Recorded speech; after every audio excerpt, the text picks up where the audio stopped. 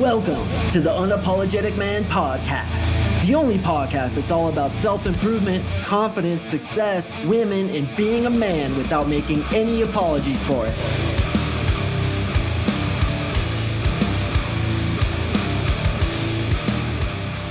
What is up, you absolute legends? Thank you for tuning in to another episode of the UMP. And in this one, we're going to talk about my seduction technique called the Tempe Turnaround. Tempe, what does that mean? Well, it only means that I created this while I was living in Tempe, Arizona.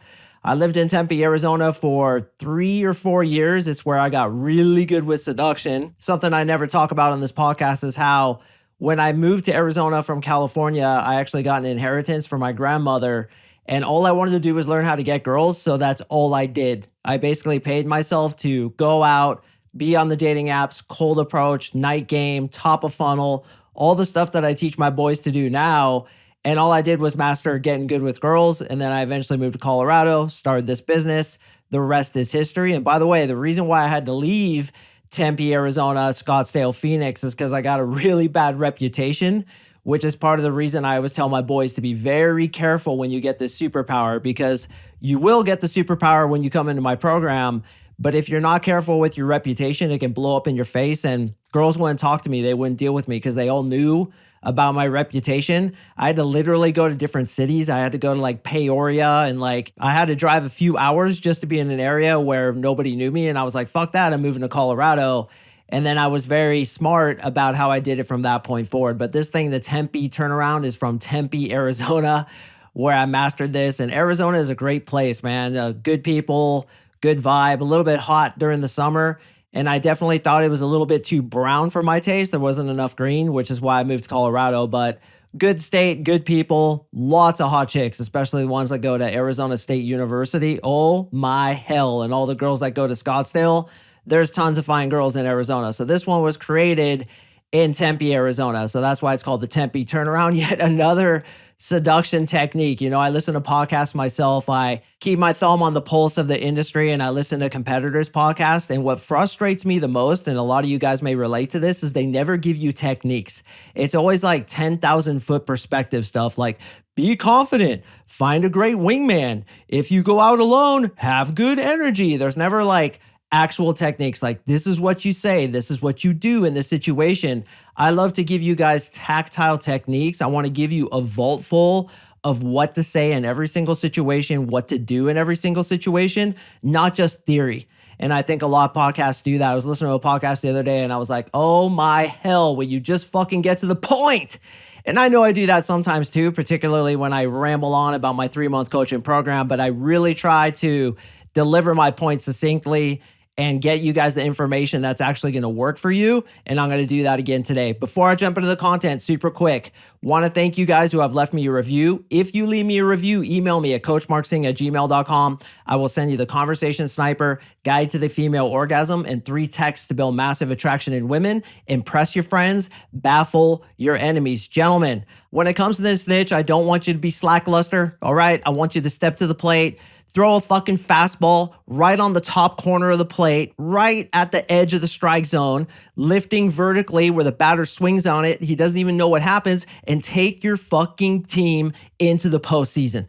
All right, let's step to the plate. Let's improve our game. If you want to do that, you know, I have my 3-month coaching program. Sign up at the link below. We will take you and your team into the postseason because you are a goddamn fucking champion. And if you leave me a review, email me. I will send you all that cool shit. So much good stuff that I have to give you, including what I'm going to talk about today, the Tempe Turnaround, which I discovered when I lived in Tempe, Arizona. All right, so this is how the Tempe Turnaround came into existence.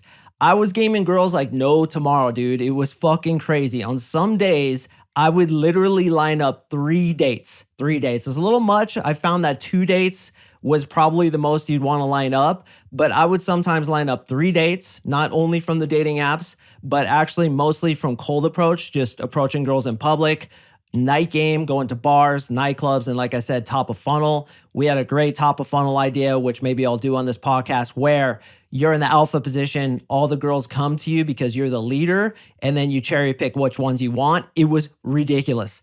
So a lot of times I wouldn't text girls back, right? Like I'd get their phone number, I text them, they text me back, and then I wouldn't text them back, or I just wouldn't text them altogether. So many times I would run into these girls again at the nightclub. So I'd walk in, I'd be like, oh my hell, there's that chick whose number I yanked. I don't even remember her name, let alone remember to have texted her last night. Damn, she's going to be pissed. So sure enough, they would get pissed. So oftentimes they'd come up to me and be like, I can't believe you didn't text me. So one time I was out, and when you have a lot of girls, you just think freely and you don't really give a shit about what happens.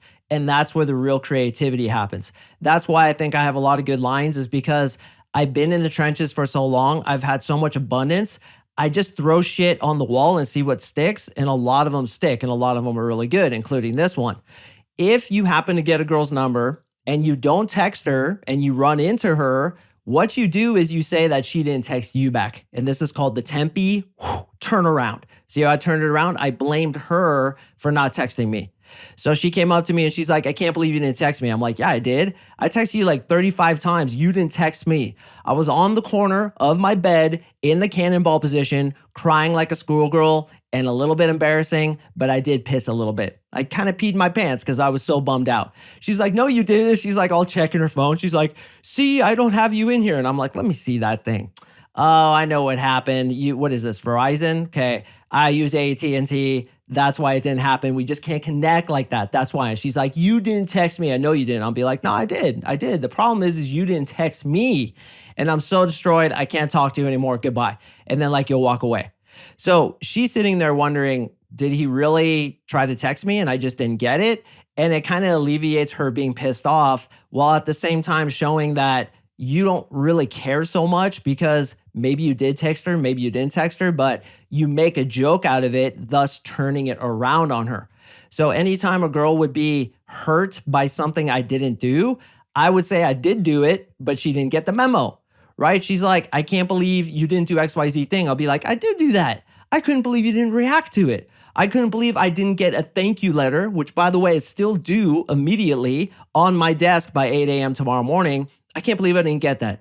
I am so destroyed by you right now, Kelly. We can't be friends anymore. It just every time I'm just going to cry. Every time I see you, I have to go. And you walk away. So turning it around, not only in that aspect, but in a few more that I'm going to show you, is effective because it shows that you're kind of like that higher level dude who you don't really care if it goes well. How would a guy take a girl's phone number and not text her unless that sub communicates that he has a lot of options? So you can actually use this as a technique where if you know you're going to see your girl again, you can yank her phone number and specifically not text her because you know you're going to see her again, and then do the Tempe turnaround. Accuse her that you texted her 30 times in a row. You're a stalker Texas Ranger. You're obsessed with her. You literally have a poster of her on your ceiling, which is something I say in the right context, which I'll explain in a second. And you can't believe she didn't text you back. You're so butthurt. You're on the corner of your bed in the cannonball position, spraying diarrhea and crying like a schoolgirl because it affected you that much. Now, when I say you have a poster on your ceiling of her, you have a statue of her in your backyard, that's the kind of joking I do when she doubts that I'm as into her as she's into me, which when you have abundance, they should be doubting. You want them kind of doubting, like, does he really like me? And let me ask you guys this. How much should you communicate to her that you do like her? That's right, about 80% of her liking you.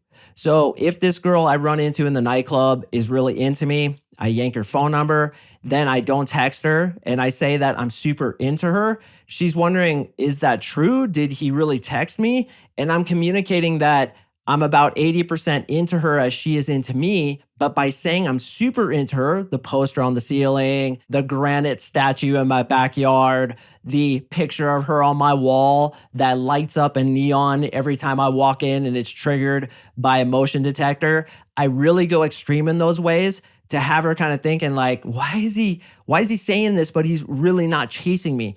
And it's that kind of hot, cold, push, pull, confusion, and mystery that's really good to give to women.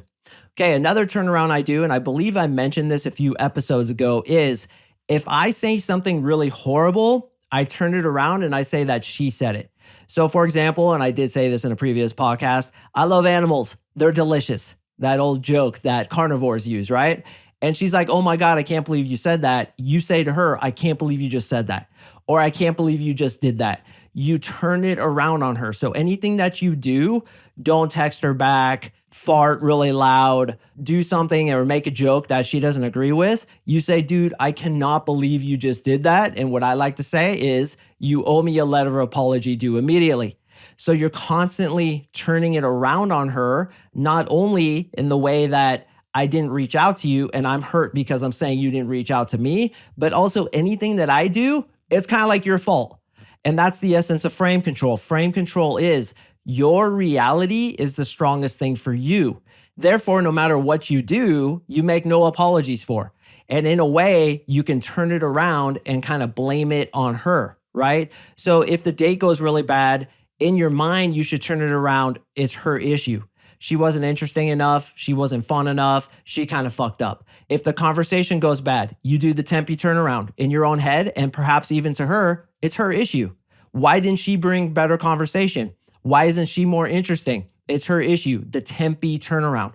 So if I'm talking to a girl and she's like, this conversation's boring, I'd be like, yeah, it is boring. Why don't you tell me something interesting? That's part of the Tempe turnaround where I'm turning it around on her and it's her issue. Okay. Not only do I do that in conversation, not only do I do it in the way where if I do something she doesn't like, I say that she did it. Not only do I do it where if I don't respond to her, I say that she didn't respond to me, but I also do it in my head where anything that goes bad or anything that she doesn't like, that's her issue. It's the Tempe turnaround, always flipping it, the frame on her. Where it's her issue, she's not socially savvy enough, she's not funny enough, she doesn't have enough life experiences. And the creme de la creme of the Tempe turnaround is, if she rejects me, that's because her filter is broken. Look at how I frame that. If she rejects me, quote unquote, her filter is broken. It has nothing to do with me. Why? Because I'm internally validated. I know I'm a champion. I literally think in my head when I'm going up to talk to a girl, this girl is so stoked she's going to be talking to MarkSing.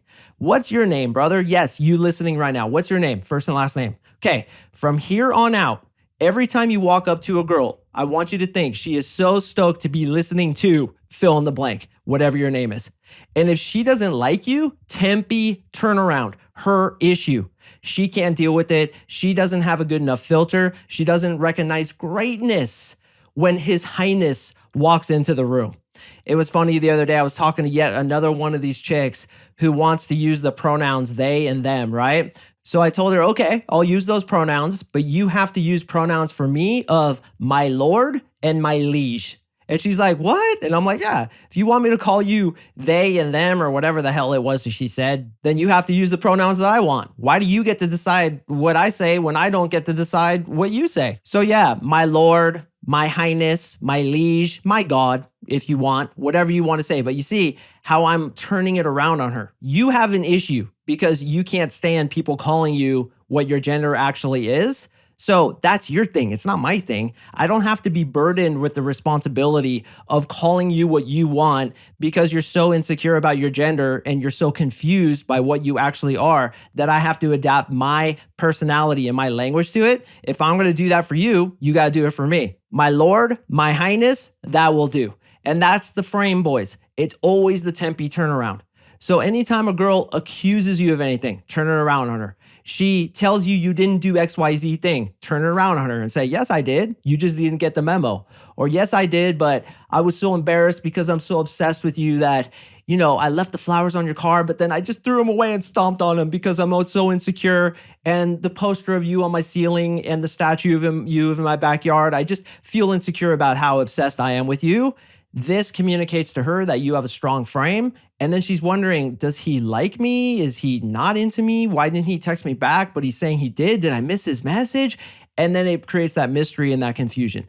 So the Tempe turnaround is just as it sounds. You can even just take out Tempe, okay? It's a turnaround that you constantly want to do when women frame check you, when they accuse you of certain things, when they say you didn't do XYZ thing or you did do XYZ thing and it was a bad thing, turn it around on them. And finally, boys, the Tempe turnaround works into my all-time favorite frame control tactic, which is to make it all about the other. All about the other means all about her, means all about the other person, whether it's a female, your boss, somebody you're talking to in public, another dude, a friend. It's always about that other person. And this works into the Tempe turnaround concept where if they question you, you flip it and question them. That's all you are, bro, is you're a boomerang wrangler. Is they throw the boomerang and you just go, and just throw it right back to them, right? You just redirect it right back to them. So if they say something like, oh, your Instagram is so stupid, you have so many wannabe pictures on there, you're trying to be high value, you're trying to just take pictures with girls and show that you're super attractive, how would you reply to that if it's all about them? All right, you're a fucking boomerang wrangler, brother. He throws the boomerang, all you do is redirect it right back at his goddamn throat. How do you do that?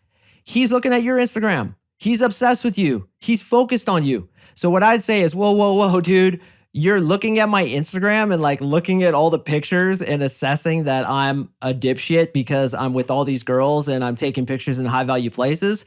Little creepy, bro, that you're stalking me on my Instagram like that. Hey, listen, I know you're obsessed with me. I know you got a picture of me on your ceiling and a statue of me in your backyard with, of course, Lay Champion chiseled in the granite beneath my feet. But relax, bro. This stalker Texas Ranger thing you got going where you're obsessed with me, it's a little much. So slow it down. And that's the Tempe turnaround, also known as reframing, where you make it all about the other. They question you, you throw it back to them. They say your legs are skinny, you say, why are you staring at my legs? They say that shirt is stupid, you say, why are you trying to take off my shirt? They say you're gay, you say, dude, do you want me to be gay? Or are you trying to get me to suck your dick? It's a little creepy, bro. How are you trying to get me to hook up with you, okay? I know you're gay, but relax, man. I'm not into that. So it's always about the other. You're turning things around, not only on females, but also guy friends, anybody in society who questions you. You always turn it around. It's always their issue. The Tempe turnaround, gentlemen, make it part of your lexicon. Make it part of your seduction skill set. When you go into the field the next time and a girl questions you about anything, just be like, oh, dude, what was that thing again? All about the other. Turn it around. Throw it back in their lap and make them answer to you. And that's the way it all works. Extremely fucking effective. That's it for me in today's episode, gentlemen. As I said, if you please leave me a review, email me at CoachMarkSing@gmail.com and I will send you those 3 awesome programs. We are also open to you if you'd like to apply and speak to us about my 3 months coaching program. You think my podcast is good? I save the creme de la creme for my clients. And yes, they all get the results because this shit is good, man. This shit's gold and this shit fucking works. So once again, I appreciate you listening. I drop podcasts on Mondays and Thursdays, so please stay tuned for the next one, and I will see you in the next episode.